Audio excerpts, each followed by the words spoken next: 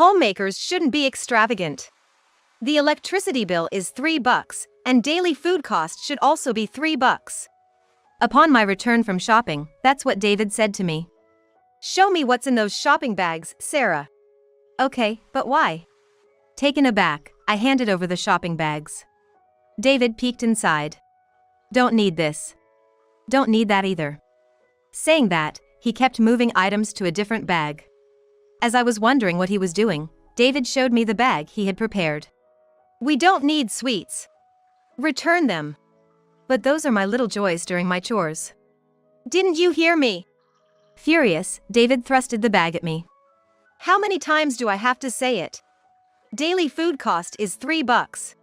We don't need sweets. With that, he stormed off with loud steps. Then, settling onto the couch, he started to read the newspaper. Watching that, I was at a loss for words. As I stood there holding the bag he had thrusted at me, David spoke with irritation. Return them quick. The grocery store is a 10-minute walk away. It's the peak of summer, and it's so hot outside that it feels like everything's gonna melt. I had just gotten back, drenched in sweat from shopping. And now he wants me to make that trip again. And that's just to return the sweets I bought. I couldn't move from that spot. David. Do you care about money more than me? Sure, saving is important. But aren't there more vital things in life? Enough. Holding the bag, I began walking, making a vow. I'll show you. This so-called frugality. David. Be ready. My saving skills are unparalleled. My name is Sarah Smith. I'm turning 27 this year. I've been married to my husband David for 2 years. David has always been a bit neurotic. He graduated from a prestigious university, and everyone acknowledges him as a smart person. His intellect was one of the things that attracted me.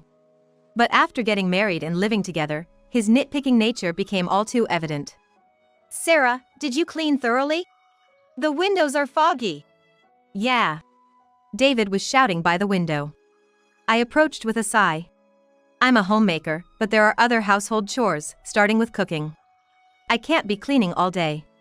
Regardless, David would inspect the entire house, pinpoint shortcomings, and blame me. What have you been doing while I was at work? What do you think? Household chores, obviously. You can't even handle household chores properly, and yet you're watching TV bossily? I sighed deeply. Everyone needs a break. Besides, I was only watching TV for a few minutes. That's when David came home and started inspecting the house. Hey, David. What's this?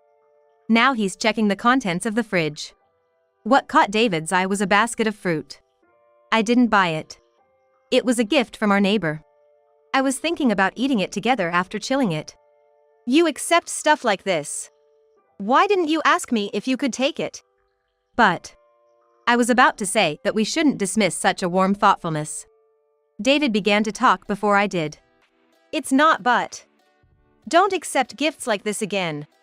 Got it? David lectured me as if he was talking to a child. I felt disheartened. I got it. David sometimes treats me like a child. One of our acquaintances even mentioned that she felt he looked down on her. I can't blame her. Even I sometimes feel the same way. Indeed, I have a high school diploma, but I'm still less educated than David. However, I never thought that made me any less of a person. But it seems David feels differently. You're a troublesome person, Sarah. You never know what mistakes you're gonna make if I'm not watching. I was taken aback by David's words. He never saw me as an equal. This realization saddened me. For someone with such a high educational background, David's earnings aren't that great. He works for a mid-tier company, and there's no sign of a promotion anytime soon. Yet, he looks down on his colleagues. It's just so frustrating. My boss is just not smart. That was David's usual complaint. I don't know David's boss. From what I've heard, he seems to be David's nemesis. I wonder what the real story is. David has a habit of exaggerating when he gets worked up. So, I can't take everything David says at face value. David mostly vents during dinner. Drinking beer, his face flushes as he complains about work. That guy, you know. Yeah.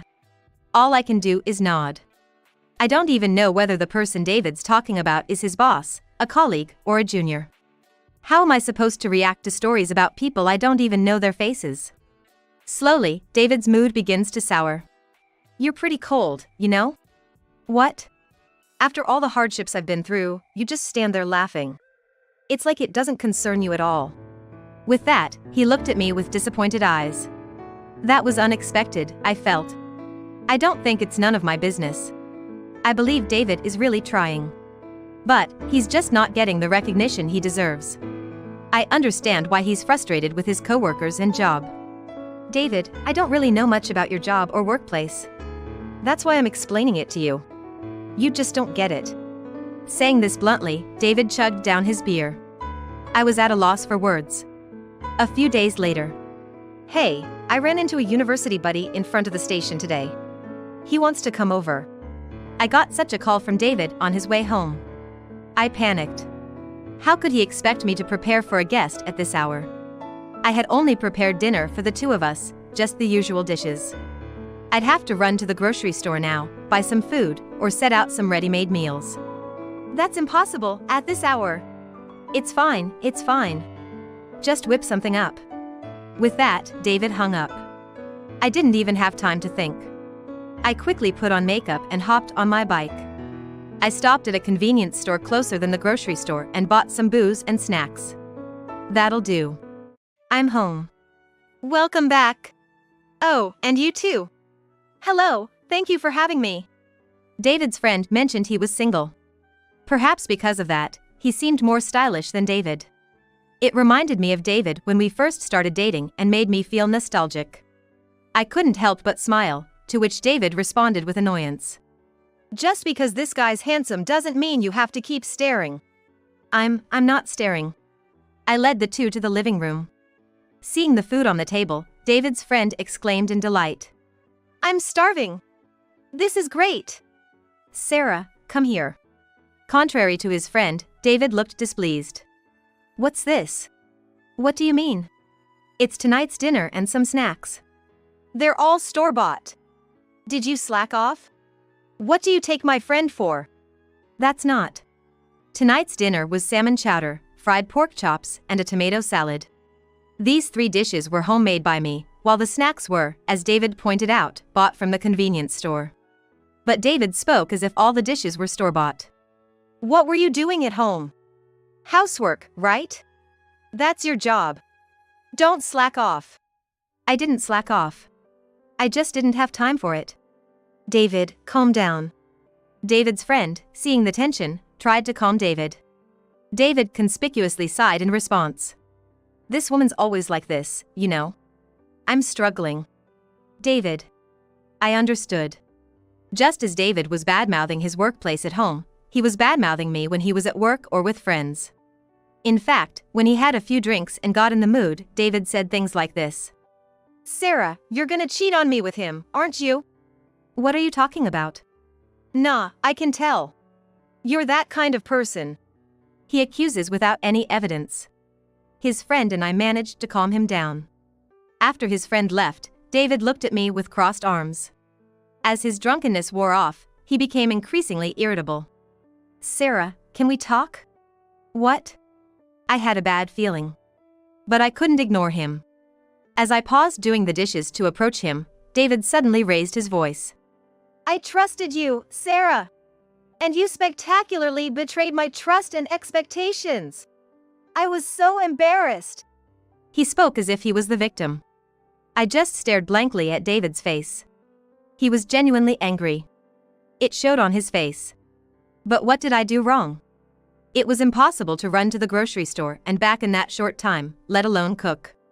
But when I tried to explain, David just kept saying, You're just lazy. Over and over. David's bad mood lasted for nearly 3 days.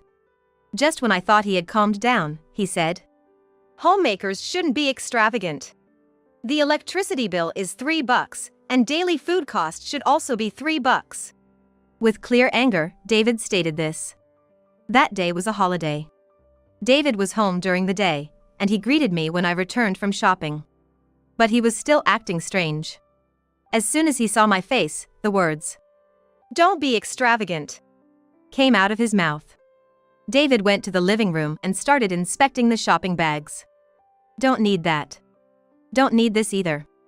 Saying that, he kept moving items to a different bag he seemed to have prepared in advance. I was wondering what he was doing. Then, David thrusted this bag at me. We don't need sweets. Return them. But those are my little joys during my chores. Didn't you hear me? David was furious. I was taken aback by his tone. How many times do I have to say it? Daily food cost is $3. We don't need sweets. Return them quick, said David. I was at a loss for words. I looked outside the window. It's the peak of summer now, and it's so hot outside that it feels like everything's gonna melt. The grocery store is a 10-minute walk away. And now he wants me to make that trip again. And that's just to return the things I bought. Even now, sweat is trickling down my forehead. I wish David would drive me there, but he was just sitting on the couch, showing no intention of moving. David never considered my health. Walking around in this heat was just too much. I might pass out. I tried conveying that with my eyes, but David ignored me and continued reading his newspaper. Fine then. I picked up the bag and started walking. All right then. I'll show him. This so-called frugality. Fueled by anger, I didn't mind the heat at all. I continued walking silently, accomplished what I had to at the grocery store, and returned home. You can do it if you try, can't you? David said, looking pleased. He still hasn't realized my true feelings. David. I've reached my breaking point. I can't put up with David's paranoia any longer. I can't break up with him until I surprise him. From that day, I embodied frugality. What? What's this? David, returning from work, was taken aback. I said matter-of-factly. I sold all the electronic appliances to save on the electric bill. What the hell are you thinking? David yelled, but I ignored him. In the living room, there are just a table and 2 chairs. All the other furniture was gone. Oh, by the way, I also sold that component stereo David cherished so much. Sarah! How could you do that? Are you serious? Tell me you're joking. Dead serious. I laughed as if David was joking. After all, we're trying to save on electricity, right? So, you gotta help out too. I told you to save money. I never lived extravagantly to begin with. I didn't live extravagantly either. I held back my emotions, just maintaining a smile. I can't let myself get angry too. I told it to myself and continued. But since you said it, David, I decided to try my best. That's what you wanted, right? Yes, but still there's a limit, Sarah. Where did you sell them? We need to get them back. Forget that for now. Dinner's getting cold. We don't have a microwave anymore, so if it gets cold, you'll have to eat as it remains cold. Hearing this, David hurriedly sat at the table.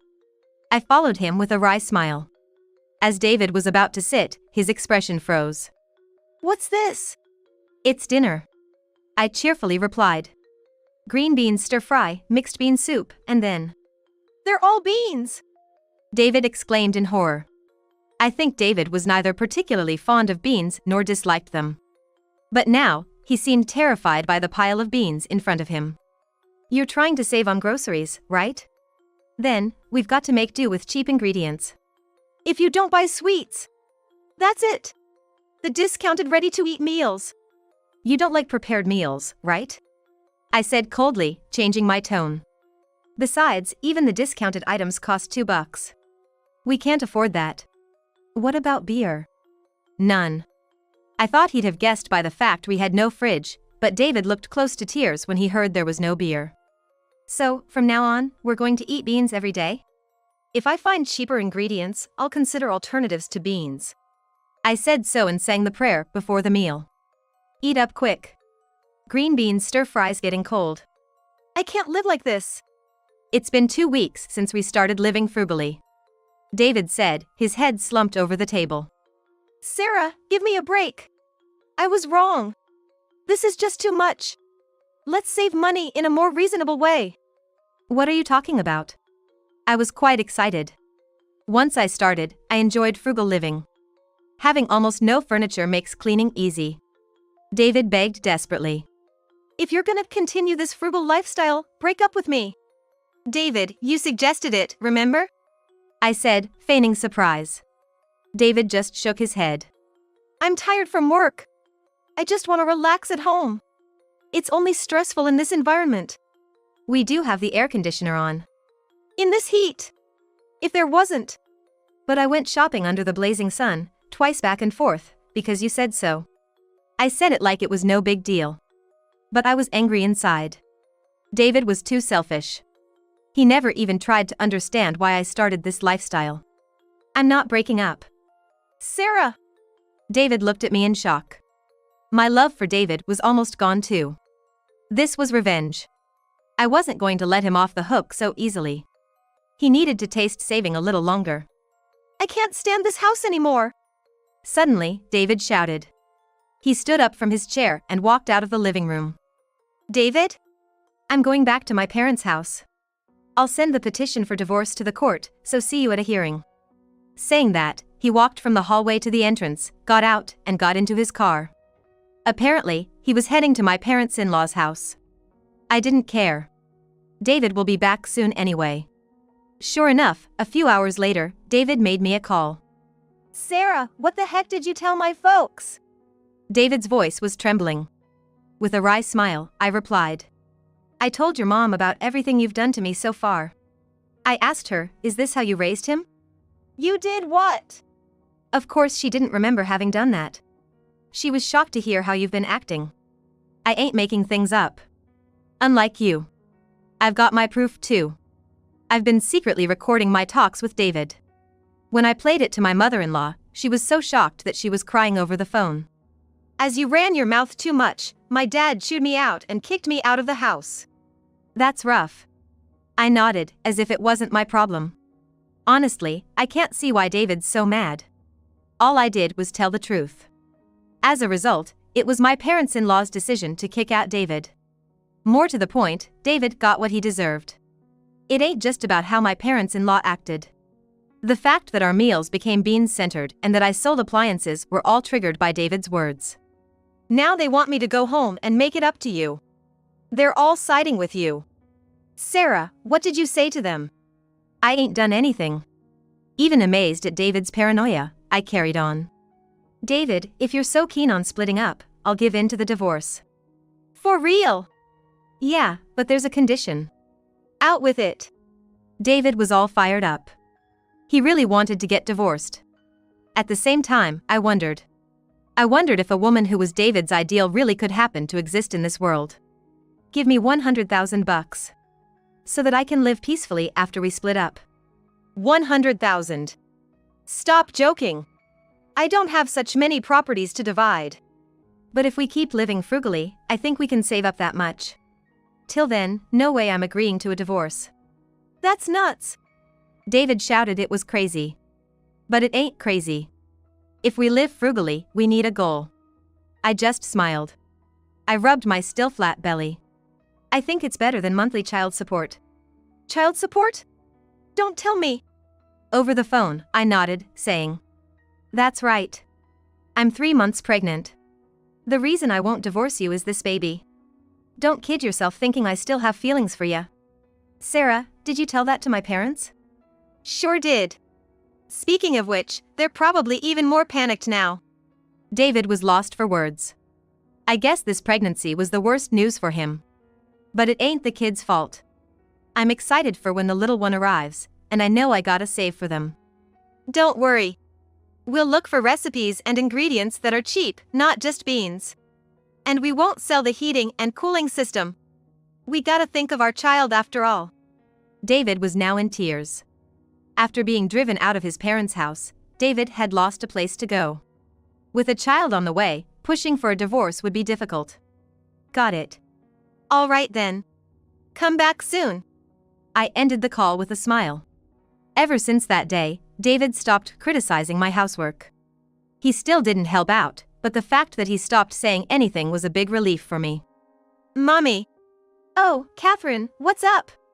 I turned around with a smile. A girl was born. Her name was Catherine. Catherine didn't get close to David. At first, David was fond of her, but she cried every time he picked her up, so he eventually stopped paying attention to her. Today, I drew this at kindergarten. Oh, that's so good. Did you draw me? Yes.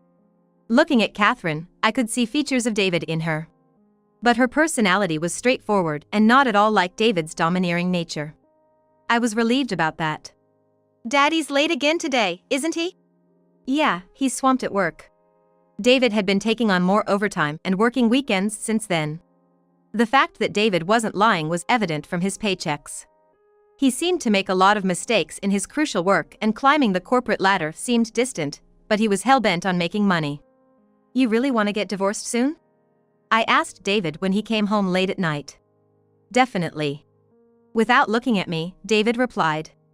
I'm gonna leave this house as soon as possible and get back to a life with TV and music. All right, good luck with that. David was working hard to reach his target. On my end, I continued to save money as a hobby, not as a punishment. David had grown to despise saving, but it was his idea in the first place. He had to take responsibility. David worked tirelessly and even went to the extent of asking favors from friends and acquaintances. Eventually, he seemed to have gathered the promised amount. If the wife is saving, the husband's gotta work hard, right? Yeah, that's right. Looking exhausted, David left my side. I didn't know where he was headed, especially after losing the trust of Sarah's parents. Well, then. I looked around the room. Perhaps I could be called a minimalist. Living with only essential furniture seems to suit me well.